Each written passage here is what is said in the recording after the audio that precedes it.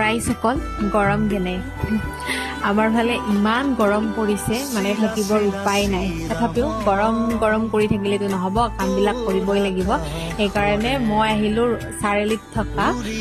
LCDত মানে মোৰ ভাগিনজনীৰ আজি 9 মান প্ৰেগনেন্সি চেকআপ আছে তাতে আৰু আহি পেলাই ইয়াতে ইমান আমনি লাগিছে মানে 3 ঘণ্টামান একেলগে বহিয়ে আছো ইমান মানুহ সেইকাৰণে সানডে মানে কতো এনেকে যাবই নালাগে সানডে যতে যাও ততে ভিৰ মানে সকলোৰে বন্ধ থাকে যিহেতু আগফালে এটা টিভিও আছে সেইটোতে কিবা কিবি চাই ইফাল সিফাল মানুহ চাই কিবাকে টাইমটো কটাইছো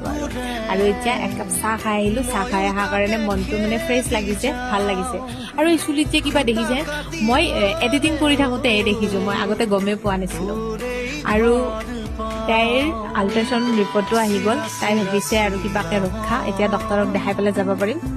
কিন্তু দুখৰ কথা ডক্তৰ লাঞ্চত